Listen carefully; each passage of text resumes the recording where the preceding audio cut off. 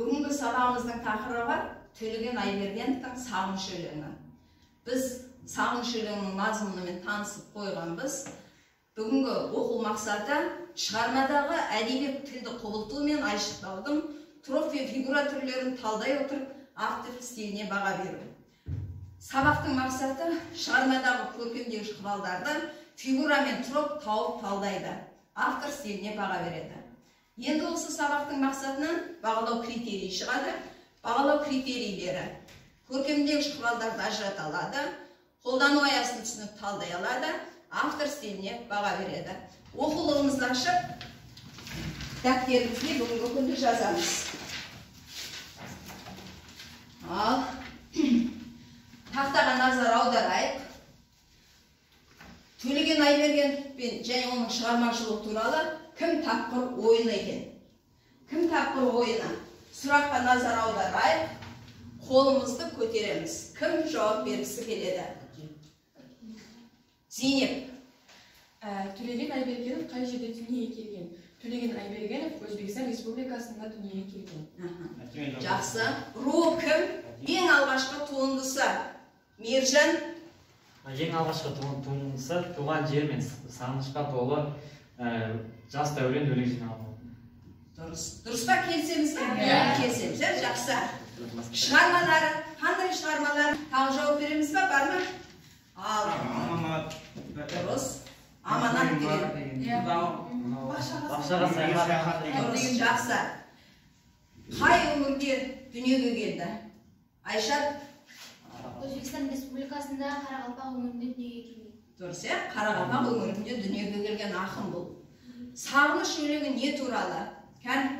Диназ. Сағыныш өлеңі бұл өлеңде інісіне, туған жеріне, отбасына деген сағынышы білдіріп жазған болатын осы өлеңде. Дұрыс па? Иә. Қай үзіндіні жатқа айтып бере аласыз?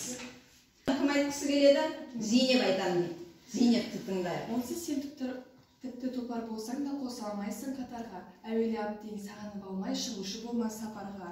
Сағынбай барсаң теңізде сенің тебіретпе жастық шағындай. Бұлбұлдың даусын ести алмассың, бауларға кірсең сағынбай. Дұрыс, рахмет.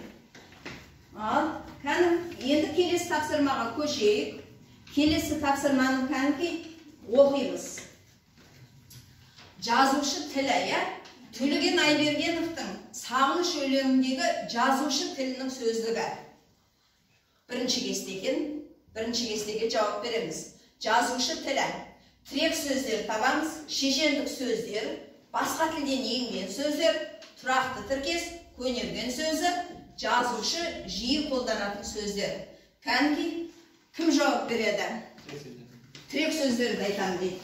Мержан. Сағыныш, аңсау, ғұлама тілдер, мән. Келесі тапсырма шешендік сөздер. Қазақтың жыры абайсыз. Шешендік сөзге жатқыза аламыз ба? Жатқыза аламыз, Басқа тілден енген сөздер бар ма? Айта ғой, Зейнеп. Бұл сағыныш өлеңінде аэропорт, вокзалда және поезд деген басқа тілден енген сөздер бар. Дұрыс па? Дұрыс. Енді тұрақты тіркес дейді. Амина. Ыстық дене, ыстық жүрек. Дұрыс па? Дұрыс. Көнерген сөз дейді. Қолданбаймыз. Жазушы жиі қолданатын сөздер дейді. Ал, осы өлеңді оқығанда жазушының, ақынның қандай жиі қолданатын сөзін көрдік. Жазушы бұл өлеңде ең көп қолданатын сөздері сағындым, жаным, бол, бір күні деген сөздерді көп қолданады. Мысалы айттым, жақсы. Сағыныш өлеңіндегі жазушының тілі мен көркемдегіш құралдарды анықтадық. Ал, енді келесі тапсырмаға қараймыз. Келесі тапсырмамыз оқиық тапсырманы. Зерттеу сұрақтары арқылы автор стилін анықтау мақсатында әр топ ашық сұрақтарын құрастырады. Сұрақтар қарай.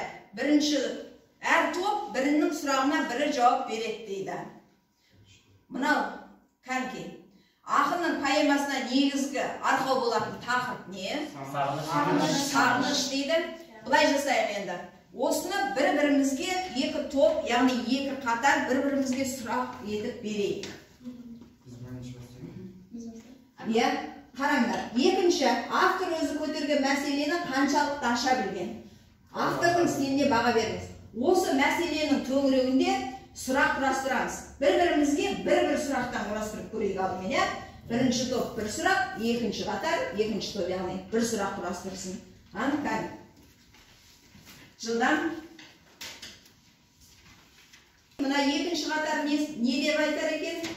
Қандай сұрақ қояр екен? Айшат. Автордың осы сағыныш өлеңін жазуға қандай түрткі болған? Сағыну өзінің інісі.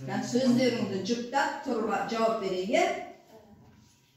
Балалар, Айшат отыралы. Қазір бірінші топ, бірінші қатардың оқушылары жауап береді.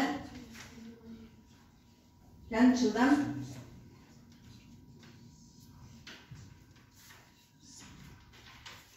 Амина жауап берді.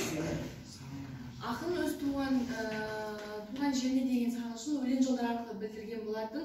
Туған жеріне, атамекеніне, отбасына, бауырларына, сол үйінің жаңағы иісіне, таутасына, барлығына осы өлең жолдары сағынышын білдірген болатын.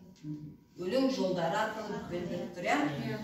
Ол тек қана бір адамды немесе бір кішкентай нәрсені, бір сезімді сағынып тұрған жоқ. Ол адам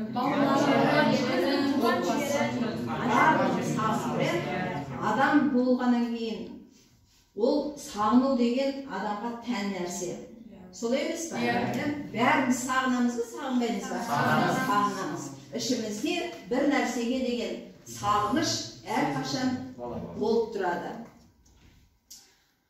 Төлеген Айберген туралы тың деректер дейді. Оқып, ішімізден танысайық. Біреуіміз мәнерлеп оқып көрейік. Кім оқиды мәнерлеп? Зейнеп оқысын. Төлеген Айберген туралы тың деректер. Қарақалпақ елінің Қоңырат ауданында дүниеге келген. Ташкенттегі атындағы педагогикалық институтты бітірген ақын жастайынан шығыш шырайларының жырларын жаттай өседі. Оның өлеңдерінің негізгі кредосы өмірге, туған жерге деген сағыныш болды. Шет жайлап өзге ортада өскен ақынның тағдыры шығармашылығына әсер етпей қоймайды. Соның ықпалына қазақ даласына арналған отты жырлар өмірге келді. Ақынның аруына бауыр дүние деген өлеңінің оқыған сайын шеттегі қандастарымыздың шерменде көңіл мен жан айқайы жүрек қылын тілгерек көтереді. Төлегеннің поэзиясы туралы жазушы Әбіш Кекілбаев Төлеген Айберген творчествосы өлімді жеңіп шыққан өмір шаттығының жыры деген. Болды. Ал енді келесі мәлімет екен. Ал келесі мәліметті кім оқиды? Амина. Төлеген Айберген ақынымыздың Мұхтар Шахановқа арнап жазған сағыныш атты өлеңі әдеби мәдени ортада кеңінен танымал болса, қарапайым халыққа мұны бір тойым бар деген өлең жатқа оқиды. Дархан көңілді қазақтың бірінен соң бірі болатын тойлары Төлеген осы бір жыртысы жеттім болып қалатындай күй кешеді. Дұрыс, жақсы. Ал енді осы жердегі ініме деген, Төлеген Айберген сағыныш өлеңін ініме арнаймын деген. Отаныма, жеріме. Сонда інісі кім екен? Мұхтар Шаханов деген кім? Бірне емес Мұхтар Шаханов деген ақын, жазушы, біздің қазақтың көрнекті қоғам қайраткері. бір жерден шыққан ақындар емес па? Жоқ. Оңтүстік Қазақстаннан шыққан емес па? Ол Мұхтар Шаханов оңтүстік Қазақстан, ал Төлеген Айбергенді жаңа қай жерден? Қоңырат қай жерден? Қарақалпақтан. Бір-біріне жақын өңірлер. Ал бүгінгі сабақ жайлы 5 минуттық эссе. Сабағымызды қорытындылаймыз. Сұрақ жауап берейік. Ауызша айтамыз, қандай сұрақтар бар? Не қиын болды, не түсіндің? Кім жауап береді? Бүгінгі сабағымызда не қиын болды, не түсіндің, қандай сұрағым бар? Бір ауыз айтамыз, кері байланыс жасаймыз. Бүгін біз ақынның туған жеріне деген сағынышын білдік, жаңа өлеңдерімен таныстық. Не қиын болды? Не қиын болды? Бүгін бізде теңе табу, эпитет табу мен үшін қиын болды. Қандай сұрақтары бар? қандай ақын қай жерде дүниеге келді, руы кім деген секілді сұрақтар қоюға. Тағы да толықтырып білгім келеді. Ақынның отбасы туралы білгім келеді. Туған жері. Қарақалпақ десе біз Өзбекстан аймағында жер екенін білеміз. Ары қарай жалпы халқы қандай сол туралы білгіміз келеді. Ақын іздейтін адамдар. Бауыр деп санайды. Қазақ қазақты бауыр дейді ғой. Ал енді ақын ақынды туған бауырдай көреді екен.